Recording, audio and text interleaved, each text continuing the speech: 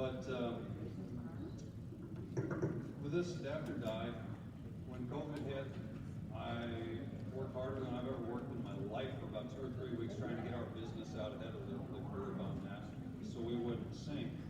But after that, our gym was still closed, but I didn't have anything to do, and I don't twiddle my thumbs too well, so I thought, well, I'd always wanted to ride a Mustang book, but I don't have the time to do that.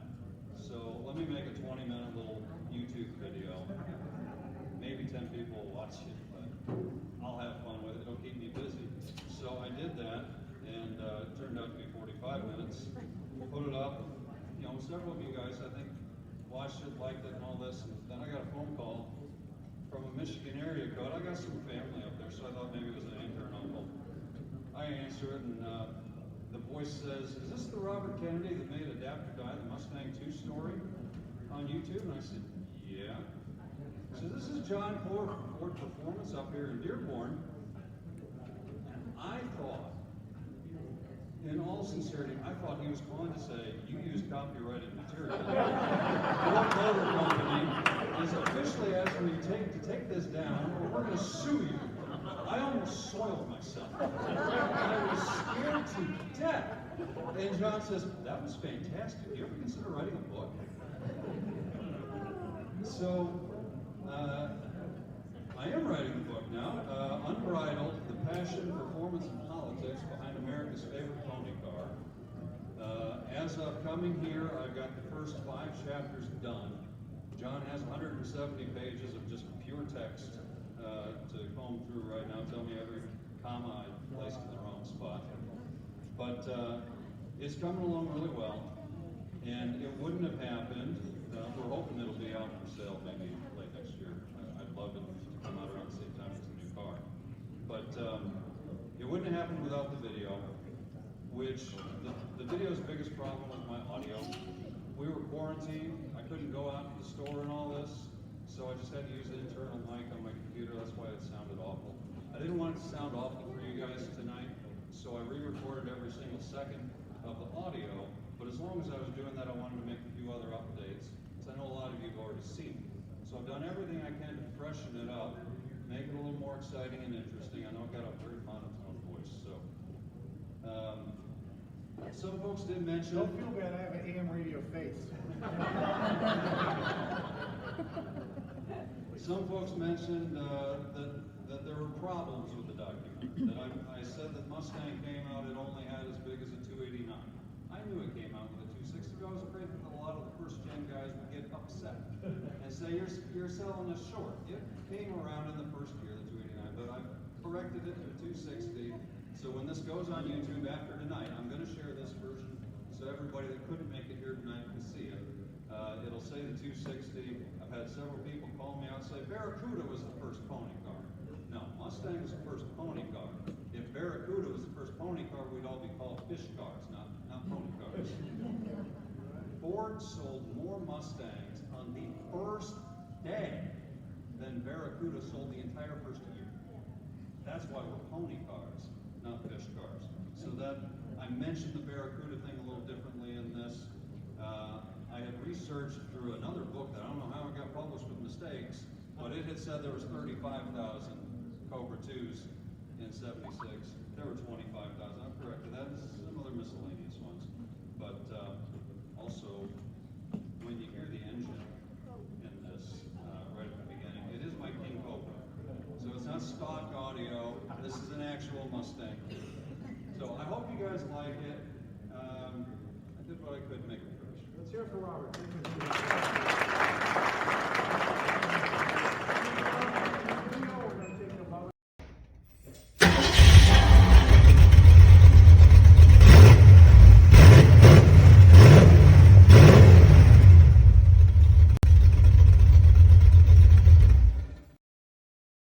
Few cars have proven more divisive among enthusiasts than Ford's Mustang II. For decades, many considered this much maligned mare to be a black eye on the face of the world's original pony car. Accused by its detractors of being nothing more than a reskinned Pinto, out of step with its more muscular stablemates. But was Ford's second-generation Mustang really a bad car, did it actually represent the lowest point of the Blue Oval's equestrian efforts. As with any automobile, to fully understand and appreciate the qualities and shortcomings of the Mustang II, we must delve deep into its history to assess the relevant factors that influenced its creation, as well as the needs and desires of its intended customers, and of course, examine the context within which it is now judged.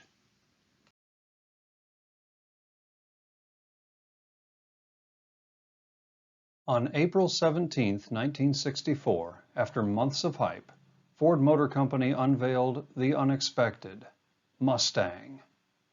Based on Ford's economy car of its time, the Falcon, Mustang was initially simply a sportier, more stylish, yet still economical car. Mustang was an instant hit for Ford, and specifically for Ford Division's general manager, Lee Iacocca, and his team including Hal Sperlich, Gene Bourdonnais, David Ash, and others. It's important to note, though, that the Mustang at its launch was not a true muscle car. While John DeLorean and Jim Wangers are typically credited with inventing the muscle car with the release of Pontiac's GTO, Mustang, whose biggest optional engine at launch was a 260 cubic inch small block, created the pony car segment. Though preceded by a matter of weeks by Plymouth's Barracuda, Mustang initially had no significant competition. But as sales soared past anyone's expectations, General Motors, Chrysler, and AMC all scrambled to develop competitors to claim their own piece of the pie. Eventually, the pony car market expanded to include other iconic nameplates such as Camaro, Firebird, Challenger, a reimagined Cuda, and Javelin. They'd all follow in Mustang's hoofprints, offering a wide variety of options at generally affordable prices. But while they too offered economical base engines and small blocks, they'd blur the lines between pony and muscle car by offering big block performance options as well. Of course, for 1967, Ford grew the Mustang to accommodate a 390, sourced from Thunderbird. The car grew again in 1969 to accommodate even larger engines, as the range expanded beyond GT models to include new levels of performance from the Mach 1 and now legendary Boss 429. For a time, bigger truly did seem better. But by 1971, Mustang, now a legitimate muscle car, had grown so big it barely resembled its former self, and sales were slipping.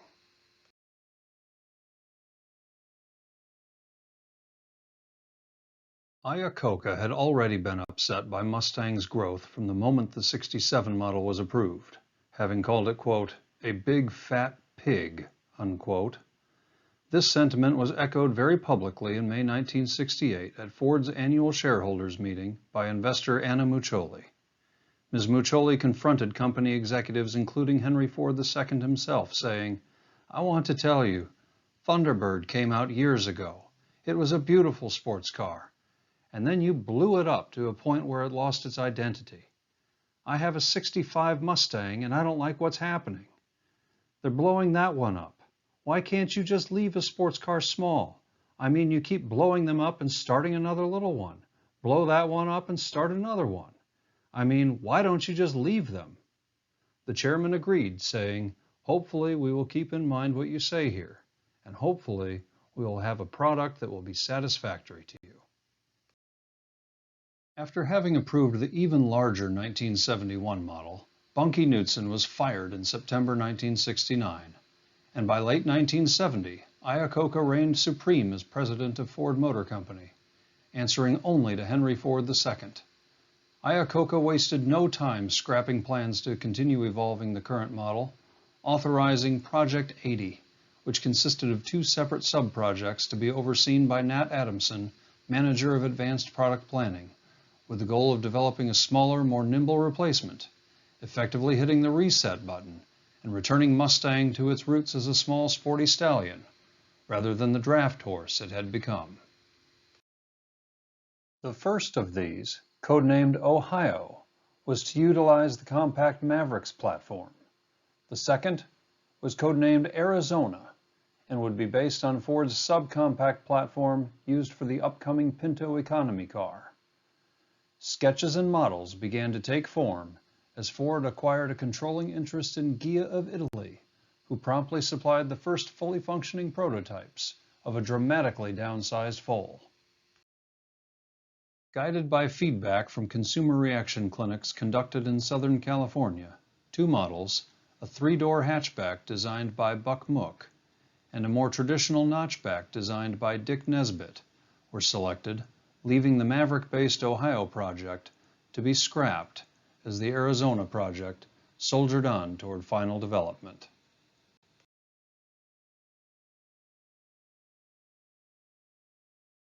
From 1964 to 1971, pony and muscle cars alike saw a steady demand for more and more horsepower.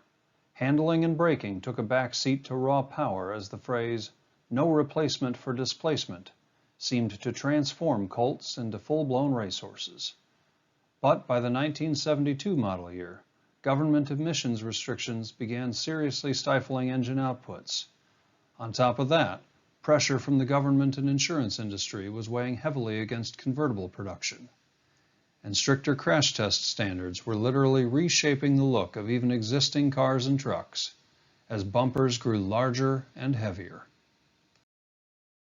With brute power going out of fashion, topless motoring viewed as irresponsible, and consumer feedback and purchasing statistics indicating an increasing market for sporty yet luxurious imports, a variety of controversial decisions were made. The next Mustang would not be available as a convertible. It would not be offered with inline-six or V8 engines, and it would abandon the segment it had created, dismissing its traditional competitors and setting cars like Toyota's Celica and Datsun's 240Z squarely in its sights. The absence of V8 power meant handling would be the most significant determining factor to endow this smaller, lighter filly with a sporting feel, without sacrificing ride quality.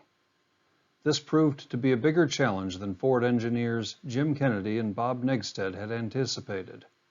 Eventually, an insulated subframe assembly that would become internally known as the toilet seat was used in conjunction with a revised front suspension system that would become the single most iconic and popular conversion amongst hot rodders for decades to come.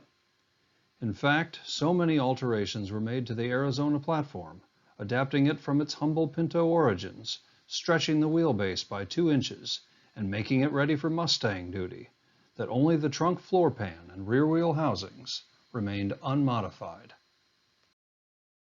Finally, taking into account buyers' clear preference for luxury and perceived quality, Iacocca instructed the development team to make this new Mustang a little jewel. Engineers went to great lengths to provide a decidedly luxurious feel and European flavor, while retaining several of the classic Mustang styling cues.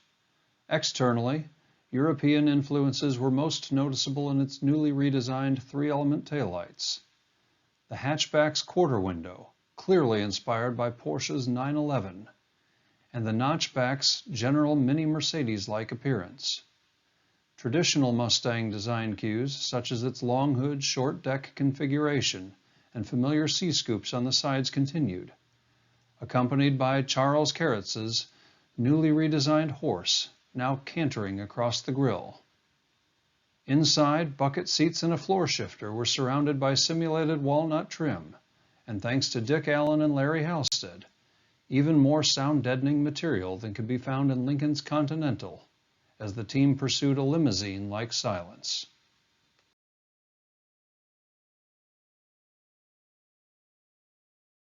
By the time Ford launched what it officially considered its second-generation Mustang, the new pony was already the subject of unprecedented hype and controversy. Original Mustang names like Lee Iacocca, Hal Sperlich, and Gene Bourdonnais were still attached to the new car. And as mentioned, several styling cues indicated this was still a Mustang. But enthusiasts gasped in disbelief that there was no V8 offered in a car that bore the same name as their dragstrip favorites. Or did it? To mark the clear departure from the fat pig Iacocca felt his creation had become, he resurrected a name harkening back to the 1963 concept that had been built to bridge the design gap between the 1962 Mustang prototype and the production vehicle of 1964. Ford's second-generation Mustang was in fact named Mustang II. Despite the controversy surrounding its name and lack of cylinders, the launch of Mustang II would mark the arrival of several undeniable improvements over its predecessor. Its rack and pinion steering would provide significantly improved feel, and coupled with its new front suspension, considerably improved handling. It would feature standard front disc brakes, a first for Mustang. The fastback roofline of its predecessor would be transformed into a European-style hatchback that would increase luggage capacity and ease of access to it. And while the loss of a traditional V8 may have caused purists hoping for a stallion to view Mustang II as more of a gelding, the new standard equipment four-cylinder was about to become the saving grace of this new horse.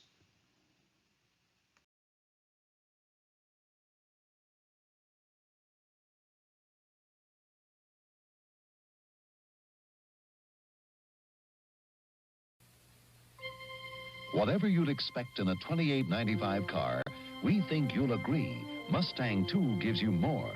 Jewel-like styling and detailing, a thrifty four-cylinder engine, front disc brakes, rack and pinion steering, a wood-tone panel with real instruments, even a tachometer, a four-speed, not three-speed transmission, a truly elegant, luxurious interior, all standard in the base model Mustang II.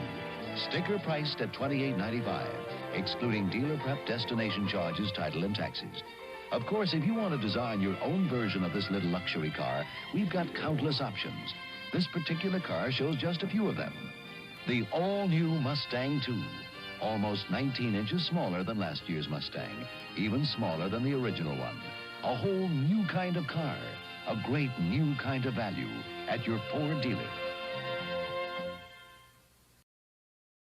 Once the new car was finally ready for production, Henry Ford II personally invited Anna Muccioli to come view the new yearling her comments had birthed. Although 2 inches wider and nearly 200 pounds heavier than her 65, Miss Muccioli was greeted by a truly trimmed-down horse. The all-new 1974 Mustang II was approximately 1.5 feet shorter, an inch lower, and nearly 500 pounds lighter than the 1973 model it replaced. Anna was so impressed, she traded her trusty old steed for the new foal. This certainly pleased Mr. Ford, and his fellow board members must have appreciated Motor Trend magazine naming Mustang II its 1974 Car of the Year. But it was the Arab oil embargo that proved lightning really could strike twice. Ford's advertising department had already been heralding Mustang II as the right car at the right time. And as U.S.-Arab relations deteriorated, fuel prices spiked, gas rationing began to affect the daily lives of Americans, and Ford's little filly sat ready and waiting with its gas-stingy 2.3-liter four-cylinder engine and four-speed manual transmission. In a near-perfect repeat of history, Mustangs were trotting off dealer lots as quickly as they arrived. Although enthusiasts may have viewed the new 2.8-liter V6-powered Mach 1 as if it had been castrated, the public at large flocked to showrooms, their wallets open, eager to steer the reins of a less thirsty horse. By the end of 1974, Ford had moved 385,993 new Mustang IIs, scoring the best annual sales since 1967, coming within 10% of the original Mustang's best-ever 12-month sales cycle, and accounting for a whopping 4.75% of the total U.S. auto industry output.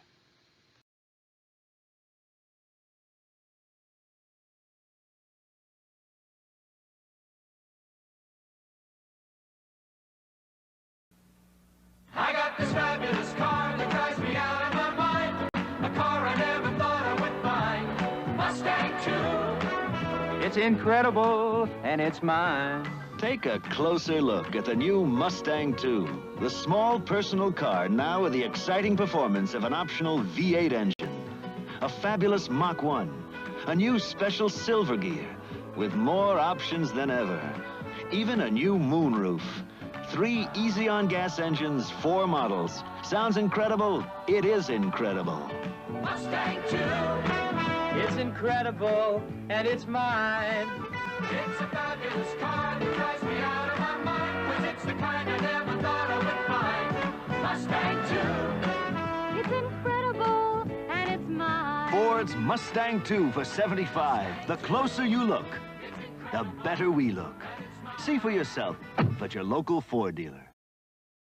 Knowing that initial sales were destined to subside, and having heard the outcry from enthusiasts, Ford shoehorned its trusty old 302 cubic inch V8 back into Mustang II's slightly cramped engine bay for 1975. Initially available only mated to a C4 3-speed automatic transmission and choked by emissions equipment to the point of wheezing out just 129 asthmatic horsepower, it improved performance compared to its 4- and 6-cylinder versions, but fell short when compared to now upmarket former competitors Camaro and Firebird. And as sure as the sun sets in the west, sales did drop off. Ford dealers only managed to move 188,575 units during the Mustang II's sophomore year. Nevertheless, this still represented significantly higher sales than had been seen during the old flatback years.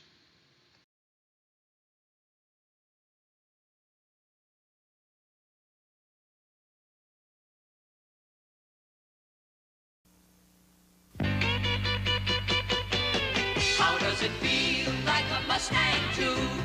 How does it feel like a Mustang II?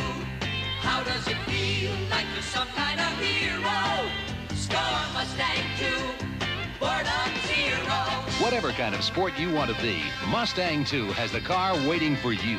From the handsome MPG to the elegant Kia, the exciting new Cobra II, and lean, racy Stallion. Hardtops and 2+2s. No matter which one you pick, the score is Mustang II, boredom zero. How does it feel like you're doing it right? How does it feel like you're out of sight? How does it feel like it's happening to you? The exciting Mustang IIs are ready for you to feel at your Ford dealers now. Score Mustang II, boredom zero. The closer they look, the better you look. Aside from the reintroduction of the V8 in 1975, not much had changed to the model lineup besides an ultra-luxury Silver Ghia edition, marketed alongside a young mustacheless Tom Selleck, offered in addition to the standard notchback Ghia 2+2 and Mach 1 models that had carried over from '74. For 1976, however, Ford turned up the heat as best they could considering the political climate, with the hope of leveling out sales figures. Thanks to the installation of a new higher lift camshaft, the optional V8 was massaged to produce 134 horsepower and 247 pound-feet of torque. This represented a modest gain of 5 horsepower and a greatly beneficial 34 pound-feet of additional torque. Better still, the newly more powerful V8 was finally able to be mated to a 4-speed manual transmission. 2 new appearance packages were also made available. The Stallion package featured a blacked-out grille, bumpers, body moldings, and a 2-tone paint job, plus large Stallion graphics on the fenders. This was not exclusive to Mustang II, though, as similar packages were available on both Pinto and Maverick as well. The other new for '76 package proved far more iconic and controversial. Former rival and GTO marketer Jim Wangers had since left Pontiac and opened his own specialty shop, Motortown Corporation, near Ford World headquarters in Dearborn. Motortown was in the business of developing, producing, and marketing limited production specialty cars for manufacturers currently too busy trying to keep up with ever-evolving emissions requirements to develop such enthusiast-geared products themselves. Having noted the return of the V8, Wangers delved back into Mustang's not-so-distant past and drew inspiration from Carroll Shelby's original GT350. Replicating the performance of this already legendary snake was out of the question. With anti-pollution regulations becoming stricter almost by the minute, Motortown was unable to make any modifications that would alter the vehicle's emissions. But Ford was already increasing power as best they could anyway, so Wangers set to work developing a cosmetic treatment that would include spoilers, scoops, Le Mans-style stripes, and graphics that would boldly proclaim Cobra II on the doors. Inside, Motortown ditched Ford's simulated wood grain trim in favor of brushed aluminum and the ponies for door plaques that echoed the Cobra II script from the exterior. The finishing touch was to be a new, freer-flowing muffler to give the car a slightly more aggressive exhaust note without actually modifying anything up front. Wangers then found an ally in Edsel Ford II, who himself felt Ford's own stallion package simply wasn't enough. The deal was made, and Motortown began producing 1976 Mustang Cobra IIs, marketed in large two-page magazine ads featuring images of the new car above those of Carroll Shelby himself and the original GT350. The ad campaign and the Cobra II both looked great on the surface, but purists were shocked that the Cobra II appearance package could be had with any of Mustang II's three engine options, 8, 6, or even 4 cylinders. To be fair, any Mustang II, Cobra or not, equipped with the optional 302 V8, 4-speed manual, traction lock differential, competition suspension with adjustable shock absorbers, slightly wider tires, and larger diameter stabilizer bars, were actually able to muster similar performance to earlier small block Mustangs of the 60s. But modestly improved performance isn't what sold Cobra IIs. Ford had actually only anticipated selling approximately 5,000 units per year. But ABC changed that in a big way. On September 22, 1976, Charlie's Angels debuted, featuring Kate Jackson, Jacqueline Smith, a young Farrah Fawcett, and a Motortown-built Cobra II. The show was a hit for ABC, a catapult to fame for its beautiful leads, and a primetime weekly advertisement for Ford, who managed to move 25,000 Cobra IIs in 1976, 5 times more than expected.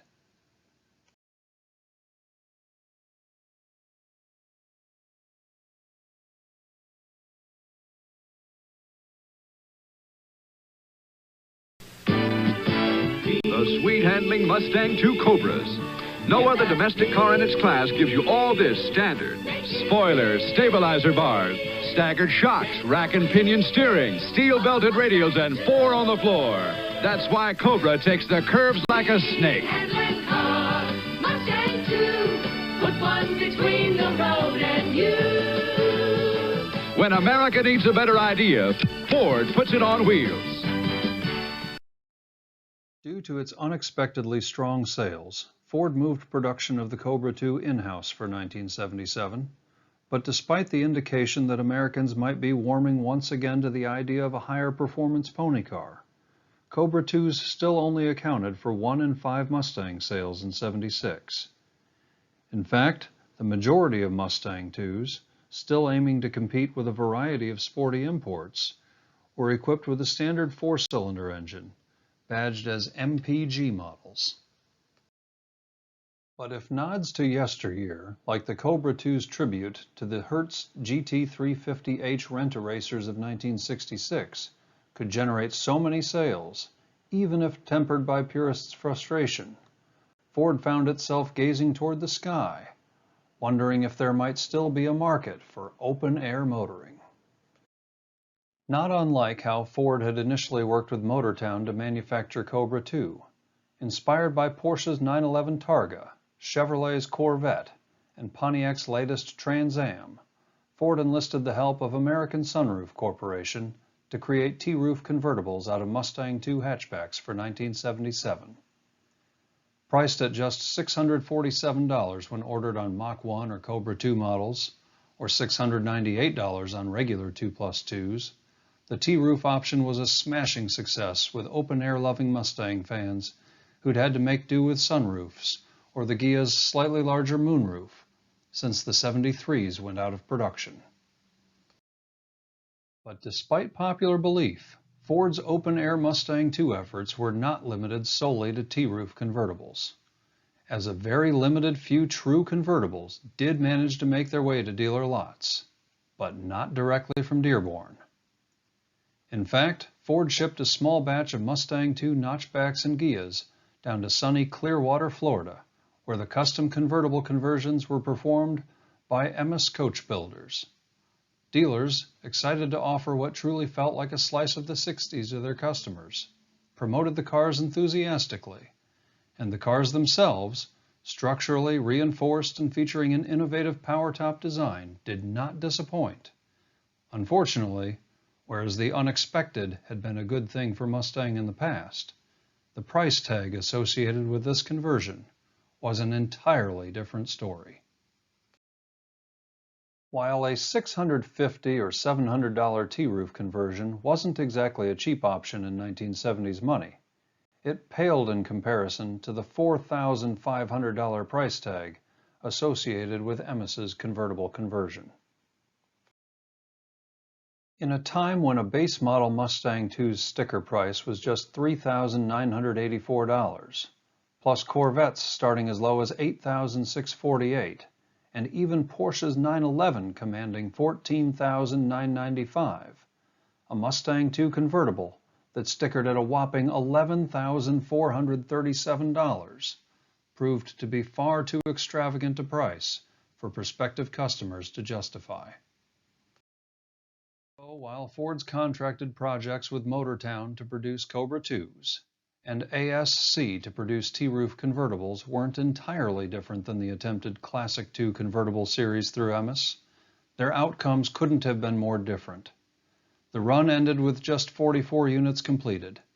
Dealers who wouldn't be able to order another new Mustang convertible until 1983, and an American public left largely unaware that these cars ever even existed.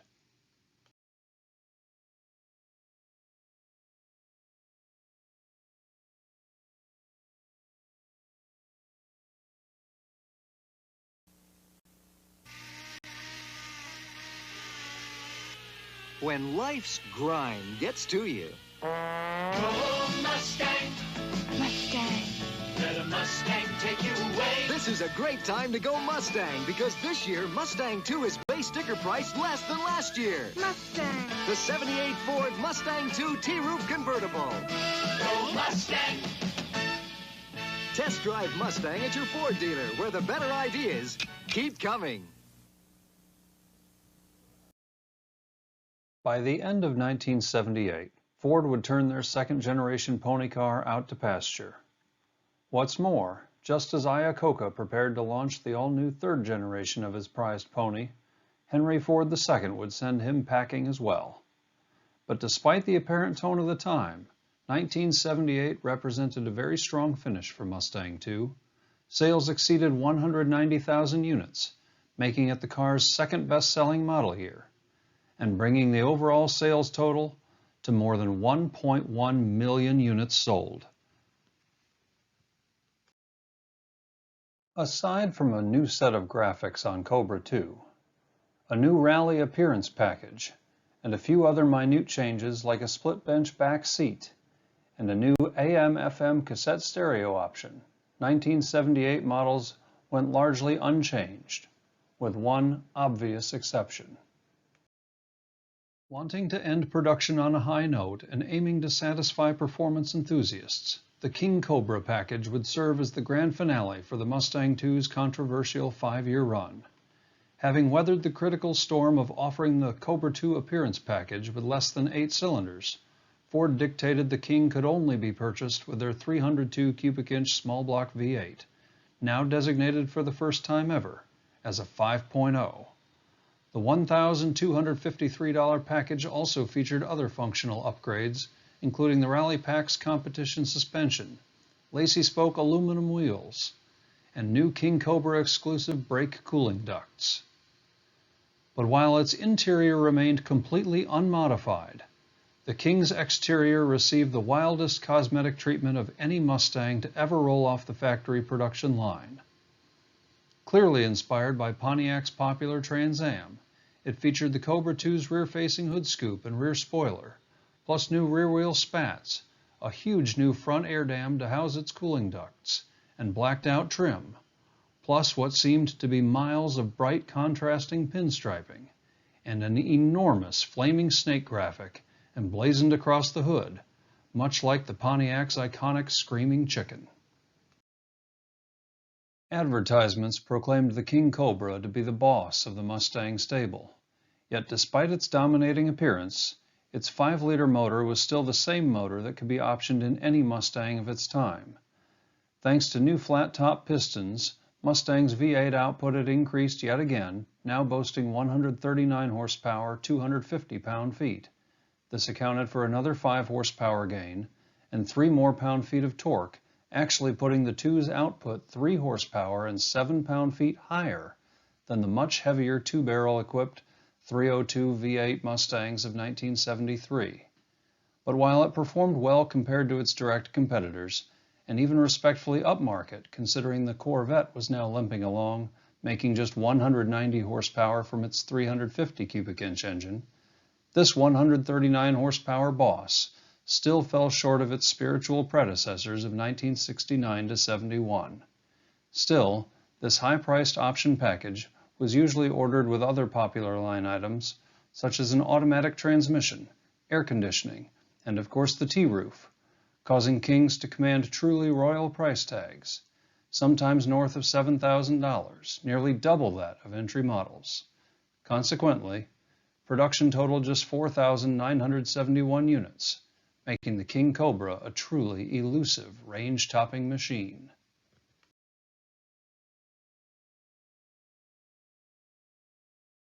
Although it had endured the unenviable difficulties associated with serving as the first official sequel to one of the greatest automotive nameplates of all time, and keeping that namesake alive through such a difficult time that nearly its entire segment of competitors was effectively annihilated by political and economic factors outside the industry's control, Mustang II had done its job. It had sold well and paved the way for its Fox platform-based successor to usher in the 80s, better equipped to meet government-mandated CAFE standards. Despite its clear success, though, in post-production Ford's Little Philly met its most difficult challenge yet, the challenge of public perception as a used car. Initially, the third-generation Mustang's performance continued to underwhelm, with Mustang II's 5-liter giving way to the smaller, weaker 4.2-liter V8 of 1980 and 81 that represented the actual low point of V8 Mustang performance, making a truly asthmatic 118 horsepower, and the new Turbo 4 proving somewhat unreliable. But beginning in 1982, performance began to recover, and as dynamometers saw increasing power curves, the little Mustang II, now neither the classic model nor the new one, saw its reputation and resale values plummet. Throughout the remainder of the 80s, 90s, and even early 2000s, Mustang IIs were largely stripped of their front suspensions, harvested for hot rodding projects, and discarded unceremoniously, mocked, derided, and dismissed as an aberration, a mere pockmark on the face of Ford's otherwise stellar stallion. But in recent years, as modern muscle cars have managed to flourish in a sort of retro rebirth, and engine outputs have climbed so high that even entry models, powered by turbocharged 4-cylinders, now make more horsepower and torque than V8 models could muster even as recently as 2010. And modern V8 models generating double that output. Mustang II seems to be enjoying an unlikely resurgence of popularity. Thanks to the cavernous gap in performance between modern muscle cars and anything produced prior to the relaunched 2007 GT500, perhaps every past pony car has been given a new lease on life. a second chance of sorts to be seen in a different way, as the eyes of public perception now look beyond original factory performance numbers and at the beauty and other virtues each individual model has to offer. And now, as the better part of 5 decades have passed since its introduction, it seems no other nameplate has capitalized from this shift more than Mustang II.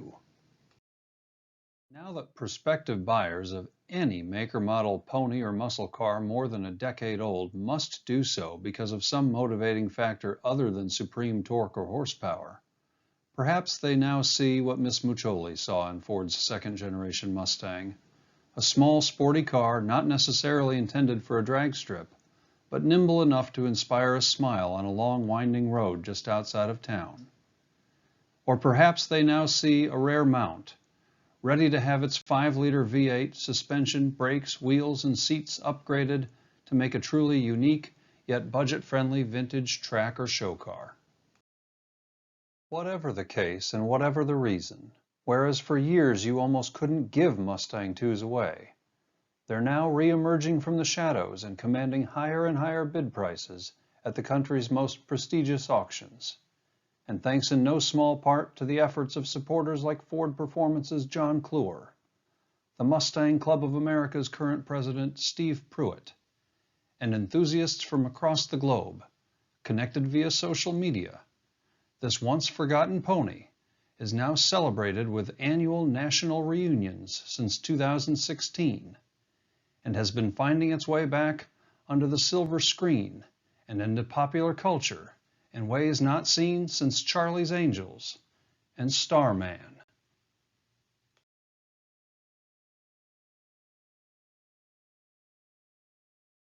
Finally, no in-depth account of such a controversial automobile would be truly complete without at least a mention of a model's life beyond basic factory production. For decades, regional and dealer specials like the High Country, California, and Twister Specials have been produced in limited numbers.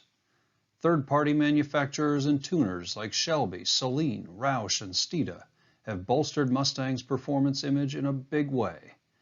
And of course, private owners and independent shops have modified individual cars in completely unique ways for the street, track, or show circuits. So before we sign off, let's take a moment to shine a spotlight on a half dozen of the most noteworthy names and projects, and a few honorable mentions. Southern California's Galpin Ford was already well known for their custom dealer-prepped Mustangs when Mustang II first arrived on the scene. And although owner Burt Beckman wasn't a fan when he first drove the car, it didn't stop him and his crew from galvanizing the new yearling. Every Ford dealer in the country moved a lot of Mustang IIs in 1974, but none of them looked quite like the ones leaving Galpin's lot. Much was made of Mustang's recent ascension to the Monster Energy NASCAR Cup Series. But more than 40 years ago, Mustang IIs were being used in NASCAR's modified and then new and all too brief Superspeedway Modified Series. Designed to bridge the gap between Modified and its premier Winston Cup Series, Superspeedway Modifieds were designed to handle the extreme speeds attainable on tracks such as Daytona and Pocono. So from 1977 to 1980, cars like Ray Hendrick's Mustang II, now owned by George Dodo Brockman, could be seen achieving ever higher levels of performance, ultimately eclipsing the top speeds recorded in the Winston Cup, which in part eventually led to the cancellation of the Superspeedway series. While Ford never had any racing aspirations for its second-generation Mustang, several drivers and teams took note that the car's lighter weight could provide an advantage if powered by a competitive engine. But Charlie Kemp's Cobra II race car in particular stands out from the crowd and secures our number 4 spot on this list.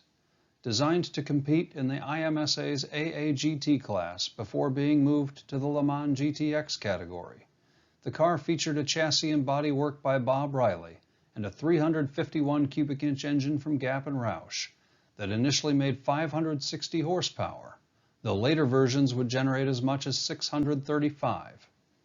The car was clocked at 212 miles per hour at the Daytona finale in 1976, when it took second place, the Cobra's best showing before it was retired in 1980. Although Kemp's deal with Dobbs Ford to produce street-legal versions of the IMSA car fell through, it lives on today as a die-cast collectible and plastic model in a variety of sizes.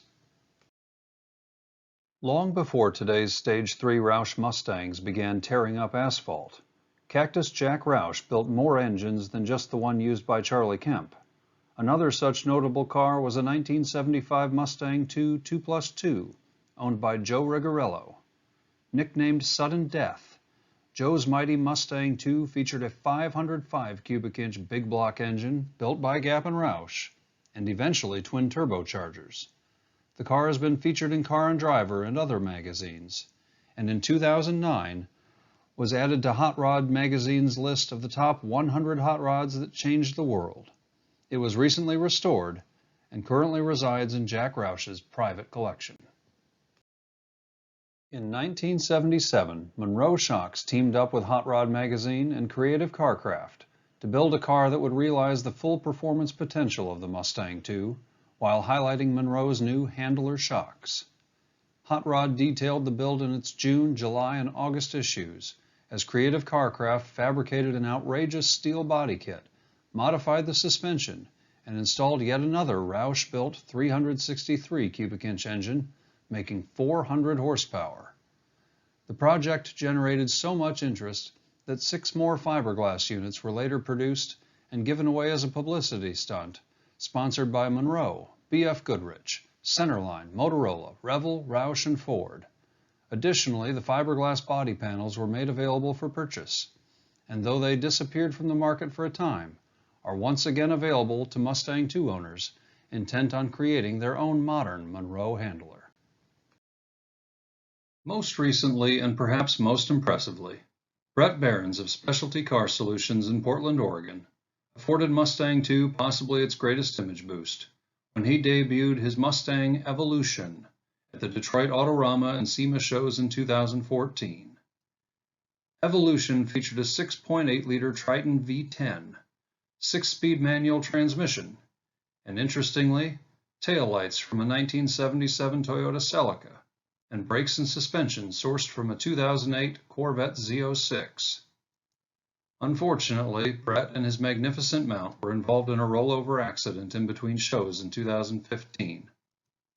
The car has since been acquired by Dave Fortuna, is nearing completion of its repairs, and will soon rise again like a phoenix.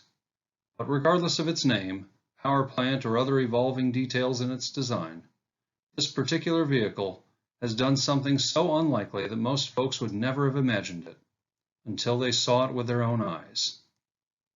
It has made 21st century enthusiasts gasp in awe at the possibilities still residing within the nearly half-century-old sheet metal of Ford's once loathed Mustang II.